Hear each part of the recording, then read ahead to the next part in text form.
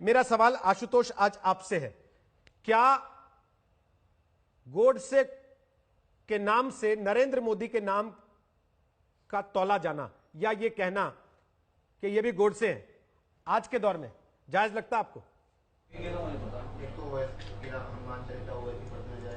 दूसरा ये बिरयानी सप्लाई कर रहे हैं। देखिए रोहित, सबसे बड़ी बात यह है कि हमें व्यक्ति के आधार पर नहीं बल्कि विचारधारा के आधार पर बात करनी चाहिए। और विचारधारा एक ऐसी विचारधारा है जो कम से कम इस देश के अंदर, जिसके ऊपर कई तरीके के आरोप, गंभीर आरोप लगते रहे हैं।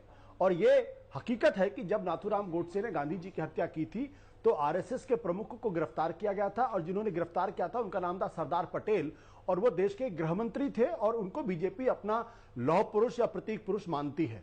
और जब बैन हटाने की बात थी तो उन्होंने 3 शर्तें रखी थी। शर्त रखी थी कि भारत के संविधान में आपको आस्था रखनी होगी, भारत के तिरंगे को सलाम करना पड़ेगा और राजनीति में हिस्सा नहीं लेना पड़ेगा। यह बात बिल्कुल सच है कि नाथूराम गोडसे ने जब गांधी जी की हत्या की थी तब वो आरएसएस से नहीं जुड़े हुए थे, और ना ही आरएसएस के किसी व्यक्ति का नाम इस पूरे मामले में आया था।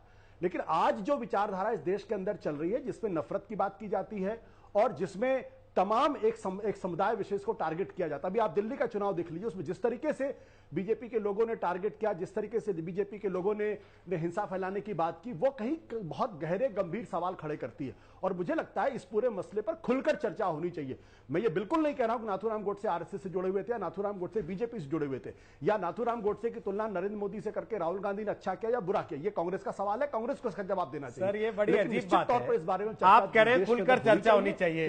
हमने खुलकर चर्चा के लिए आपको मौका दिया है, मंच दिया है, आपको विशेष तौर पर आमंत्रित किया है एक विचारक के नाते। उसमें आप 55 सेकंड के अपने बयान में 50 सेकंड ये जस्टिफाई करने में लगाते हैं कि क्यों नरेंद्र मोदी उसी विचारधारा के हीरो हैं जिस विचारधारा का गोडसे था, और फिर आखिरी 5 सेकंड में यह भी साबित करना चाहते हैं कि नहीं, मैं मोदी को गोडसे नहीं कहना चाहता।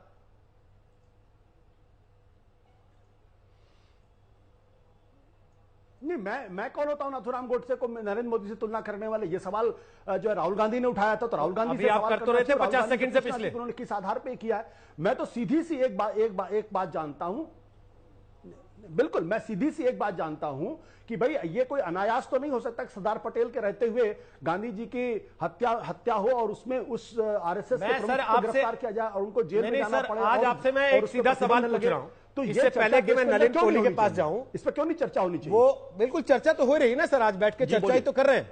इससे पहले भी कई दफे कर चुके हैं और आप उसका हिस्सा रहे, तो इसलिए आज मैं आपसे एक बड़ा सीधा सवाल पूछ रहा हूं। मोहम्मद अली जिन्ना, उनका कांग्रेस के साथ क्या संबंध था?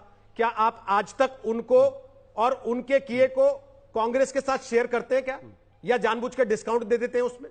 मुस्लिम लीग, जिसके साथ आज भी कांग्रेस गठबंधन में चुनाव लड़ रही है, लेकिन जिसको देश के बंटवारे के लिए जिम्मेदार माना जाता है, क्या आप उसके बंटवारे के पाप को कांग्रेस के साथ बांटते हैं क्या, या डिस्काउंट दे देते हैं उसमें खासतौर पर कुछ विशेष?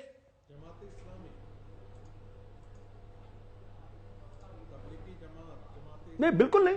इसमें तो कोई दो राय है ही नहीं कि मोहम्मद अली जिन्ना जो है वो 1905 से लेकर 1920 तक या बल्कि आगे तक वो कांग्रेस के बहुत बड़े स्टालवर्ट्स हुआ करते थे और कांग्रेस के बड़े नेता माने जाते थे।